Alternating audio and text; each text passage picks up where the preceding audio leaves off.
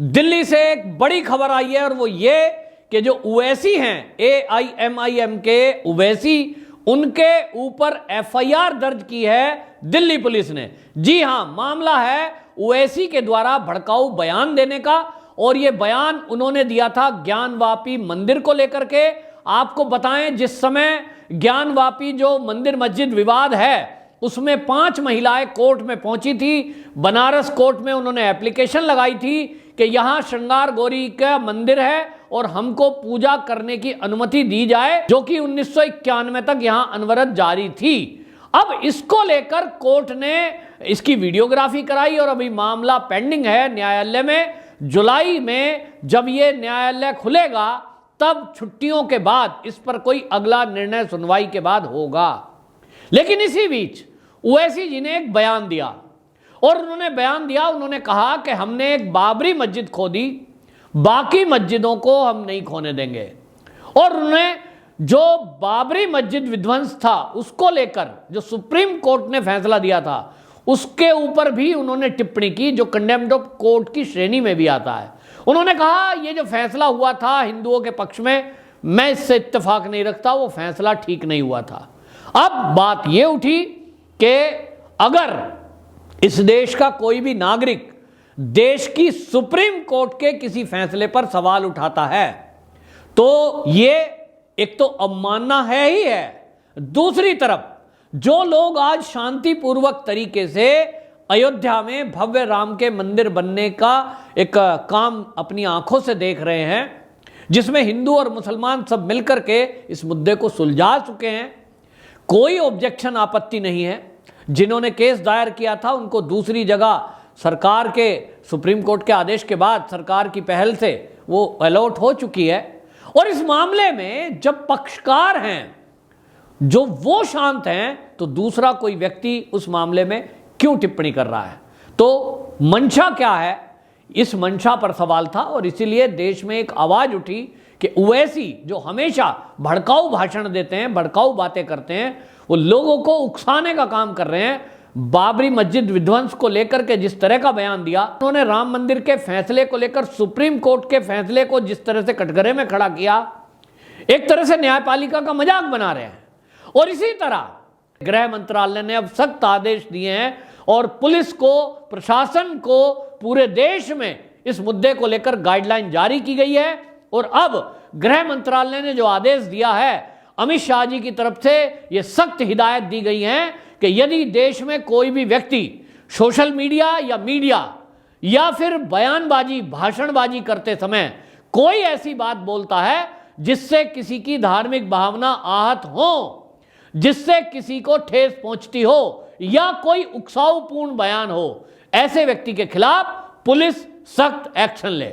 और इसके लिए ये जो गाइडलाइन जारी की गई हैं वो सभी चैनलों को भी दी गई हैं। दूसरी तरफ वहां जो हमारी केंद्र सरकार है उसकी तरफ से, विदेश मंत्रालय की तरफ से एक ये भी गाइडलाइन जारी की गई है न्यूज चैनल के लिए भी कि आप कोई भी ऐसी न्यूज नहीं बनाएंगे, ऐसा कोई बयान नहीं देंगे जिससे दो देशों में दुश्मनी पैदा हो या खटास आए। इसका कारण यह है कि पिछले दिनों हमने देखा कि जिस तरह से नुपुर शर्मा के मामले में कुछ अरब कंट्रियों ने, कुछ खाड़ी देशों ने आपत्ति दर्ज कराई थी, उसको लेकर के हमारे देश में बहुत सारे लोगों ने बयानबाजी शुरू कर दी थी, जिससे हमारे मित्र देशों के बीच और हमारे देश के बीच वैमनस्य या दूरियां बढ़ सकती हैं। और इसीलिए विदेश मंत्रालय के आदेश पर गृह मंत्रालय ने अब सभी चैनलों को और बाकायदा पुलिस अधिकारियों को यह आदेश दिया है कि यदि कोई इस तरह की बयानबाजी करता है जिससे हमारे मित्र देश जो हैं उनके बीच अगर संबंध खराब होते हैं, इस तरह की बयानबाजी कतई सहन नहीं की जाएगी और सख्त एक्शन लिया जाएगा। बहरहाल जो केंद्र सरकार है, जो गृह मंत्रालय है, उन्होंने साफ कर दिया है कि जो देश के मुद्दे हैं उसमें हम खुद एक्शन लेने के लिए अब सक्षम हैं और हमारे देश के मुद्दों पर किसी बाहरी हस्तक्षेप को हम सहन नहीं करेंगे। ये बात अलग है कि सब अपनी अपनी बात रखने के लिए आज़ाद हैं, लेकिन अब मीडिया और सोशल मीडिया पर बोलने वाले, पोस्ट करने वाले, वीडियो डालने वाले लोगों को भी ध्यान रखना होगा कि केंद्र सरकार अब सख्ती से इस तरफ ध्यान रखे हुए है और ऐसे लोगों के खिलाफ कार्रवाई करने के लिए आदेश दिए जा चुके हैं। जो लोग अभी तक सोशल मीडिया पे कुछ भी अनाप शनाप बोल देते थे, अब पुलिस की पैनी नजर सोशल मीडिया और मीडिया पर खास तौर पर लगी हुई है। जब मामला विवादित है, ज्ञानवापी का कोर्ट में चल रहा है, सुप्रीम कोर्ट के आदेश पे ही चल रहा है वो भी, और सुप्रीम कोर्ट ने बाकायदा बनारस की जो जिला जज हैं उनको आदेश दिया है कि आगे की सुनवाई आप करें। अभी उसका केवल वीडियोग्राफी हुआ है, तथ्य इकट्ठे किए गए हैं, सबूत इकट्ठे किए गए हैं। अभी यह घोषणा होना बाकी है कि वो वाकई में मंदिर था या नहीं, या वो मस्जिद है या मंदिर है। अब इसका फैसला जब तक नहीं हो जाता तब तक उस पर कोई भी बयान करे, ये बहुत ही गलत है। कोई उस शिवलिंग को फुआरा बताए, ये भी गलत है। कोई फुआरे को शिवलिंग कह दे, ये भी गलत है। न्यायपालिका के अनुसार, न्यायालय के अनुसार, कोर्ट के अनुसार आपकी आस्था, आपका विश्वास, आपके पास तथ्य हैं, लेकिन वो आप कहिए, लेकिन किसी का एक दूसरे का मजाक नहीं बनाना है, किसी को अपमानित नहीं करना है। किसी की धार्मिक भावनाएं यदि आहत होती हैं तो उसके बाद उसके खिलाफ हमारे देश का कानून है कि उसके खिलाफ कानूनी कार्रवाई की जाती है। और अब यही काम ओवैसी के खिलाफ हुआ है, इसी बयान को लेकर, जब उन्होंने कहा कि हमने एक बाबरी मस्जिद खोदी, बाकी और नहीं खोने देंगे। और उन्होंने ज्ञानवापी को लेकर भी ये कहा था कि ये मस्जिद है और मस्जिद ही रहेगी। एक वकील होने के बावजूद कोई व्यक्ति ऐसे कैसे कह सकता है, जब अभी तक मामला न्यायालय में पेंडिंग है और अभी उस पर फैसला आना बाकी है। तो इसी बात को लेकर के पूरे देश में आवाज उठ रही थी कि इस ओवैसी के खिलाफ क्यों नहीं कोई कार्रवाई होती। और इसी बात को संज्ञान में रखते हुए दिल्ली के अंदर, दिल्ली में एफआईआर की गई है ओवैसी के खिलाफ। और आपको ये भी बता दूं यहां कि वो खाली ओवैसी के खिलाफ एफआईआर नहीं हुई है, जो दिल्ली पुलिस ने एफआईआर की है वो 11 लोगों के खिलाफ हुई है। इसमें कुछ लोग वो भी हैं जो सोशल मीडिया पर वीडियो बनाकर अपलोड कर रहे हैं और उससे किसी की धार्मिक भावनाएं आहत हो रही हैं या लोगों को उकसाने वाला, भड़काने वाला है। इसमें वो लोग भी हैं जो सोशल मीडिया प्लेटफॉर्म पर, चाहे वो ट्विटर है, चाहे व्हाट्सएप है, फिर चाहे फेसबुक है या इंस्टाग्राम है, उस पर कोई पोस्ट डाल रहा है और वो पोस्ट भी भड़काऊ श्रेणी में आती है। ऐसे 11 लोगों पर एफआईआर हुई है और उसमें ओवैसी के अलावा नुपुर शर्मा और उसी में नवीन जिंदल और इसी में नाम है मौलाना मुफ्ती नदीम, अब्दुल रहमान, शादाब चौहान, शबा नकवी, इस तरह से 11 लोगों के नाम हैं। लेकिन एआईएमआईएम के जो चीफ हैं असदुद्दीन ओवैसी, जब ये पता लगा एआईएमआईएम के कार्यकर्ताओं को कि उनके ऊपर दिल्ली में एफआईआर दर्ज हुई है, तो वो दिल्ली के तिलक मार्ग जो थाना है वहां पर जाके सामने धरना प्रदर्शन करने लगे, हो हल्ला करने लगे। इस पर आपको बताएं दिल्ली पुलिस ने उनको डिटेन किया, जो भी वहां प्रदर्शन करने आ रहे थे, क्योंकि पुलिस का कहना यह है कि इस क्षेत्र में यह वीवीआईपी मूवमेंट होती है और अति संवेदनशील क्षेत्र है, यहां कोई भी धरना प्रदर्शन करने की अनुमति नहीं है। और आप भीड़ तंत्र लेकर के इस तरह से अगर थाने का घेराव करेंगे, इसका मतलब क्या है। तो बहुत सारे लोगों को गिरफ्तार किया गया है। हालांकि कुछ घंटे बाद जो सूत्र हैं वो ये बताते हैं कि उनको छोड़ दिया गया, लेकिन इतना तय है कि असदुद्दीन ओवैसी के साथ वो जो अन्य 10 लोग हैं उनके खिलाफ एफआईआर दर्ज की गई है। और इसमें धारा 153, 295, 505 धारा लगाई गई है, जो वैमनस्य फैलाना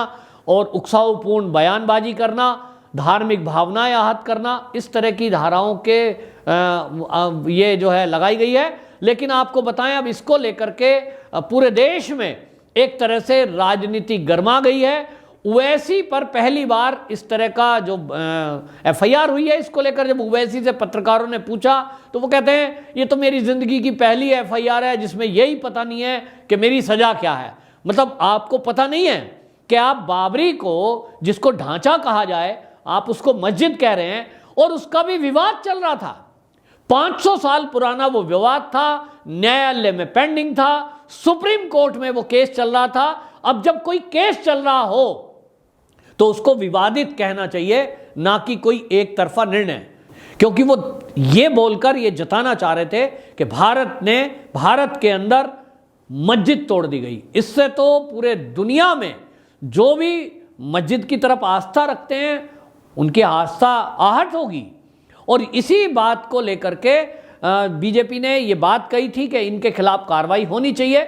उत्तर प्रदेश के जो डिप्टी सीएम हैं उन्होंने बाकायदा, ब्रजेश पाठक ने इस बात को कहा था कि जब ज्ञानवापी अभी कोर्ट में मामला चल रहा है, सुप्रीम कोर्ट उस पर निगरानी कर रहा है, ऐसे में कोई भी उस पर विवादित बयान दे ये बिल्कुल उचित नहीं है और न्यायालय अपना काम कर रहा है, उसको करने देना चाहिए।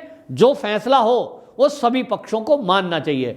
आपको ध्यान होगा कुछ दिनों पहले आरएसएस के जो चीफ हैं परम पूज्य मोहन भागवत जी, उन्होंने भी इस तरह का बयान दिया था कि हमने एक आंदोलन किया था राम मंदिर के लिए, उसके अलावा अब देश में जितने भी विवादित स्थल हैं हम उसके लिए, यानी आरएसएस कोई उसके लिए आंदोलन नहीं करेगा। यह बात अलग है कि न्यायपालिका के जरिए बाकी चीजों को, बाकी जो लोग हैं वो देख रहे हैं, न्यायपालिका जो भी फैसला करेगी ऐसे विवादित स्थलों पर वो दोनों पक्षों को मानना चाहिए। ये विवाद, ये जो बयान आया था मोहन भागवत जी का, इसको लेकर भी बहुत सारे लोग कह रहे थे जी अब तो ये आंदोलन को मना कर रहे हैं, लेकिन उस बात को समझना होगा कि हम इस देश में शांति स्थापित रखेंगे, भाईचारा स्थापित रखेंगे, तभी ये देश प्रगति कर पाएगा। कोई भी देश तभी प्रगति कर पाता है जब वहां शांतिपूर्वक तरीके से लोग रह रहे हों और अपने देश की प्रगति के लिए, उन्नति के लिए मिलकर काम कर रहे हों। कोई भी एक कम्युनिटी, वो हमारी 5 उंगलियों के बराबर है, सबको साथ लेकर चलना, ये हमारी सरकार का लक्ष्य भी है और नारा भी है। इसीलिए मोदी जी कहते हैं सबका साथ, सबका विकास, सबका विश्वास। तो हमें सबका विश्वास जीतना है और इसके लिए जरूरी है कि इस तरह की बयानबाजी करने वालों को कड़ी सजा मिलनी चाहिए। इस पर एक एफआईआर जब हुई है, अब इसमें तफ्तीश होगी और ये देखा जाएगा कि ओवैसी ने वो जो बयान दिया था वो क्यों दिया था, उसके पीछे की मंशा क्या थी। वहीं नवीन जिंदल जो भारतीय जनता पार्टी के प्रवक्ता थे और नुपुर शर्मा, उनको लेकर भी एफआईआर दर्ज हुई है कि उन्होंने जो सोशल मीडिया और मीडिया में बातें बोली वो कहां तक जायज है और उससे भी किसी की अगर धार्मिक भावनाओं को हानि पहुंची है, आहत हुई है, तो उसको लेकर भी पुलिस कार्रवाई करने के पूरी तरह से मूड में है। यहां आपको यह भी बताएं कि जब मामला पूरा इस तरह से विवादित हो, ऐसे में नेताओं को बहुत संवेदनशीलता से काम लेना चाहिए। लेकिन हम ओवैसी की बयानबाजी हमेशा देखते हैं कि वो उकसावपूर्ण बातें करते हैं जो बहुत ही गंभीर है। बहरहाल दिल्ली पुलिस अब इस पर संज्ञान ले रही है। अगले कुछ ही दिनों में आप देखेंगे ये जो लोग हैं जिनके खिलाफ एफआईआर हुई है, इनको पूछताछ के लिए बुलाया जाएगा और सूत्रों का कहना यह है कि इनमें गिरफ्तारी भी हो सकती है।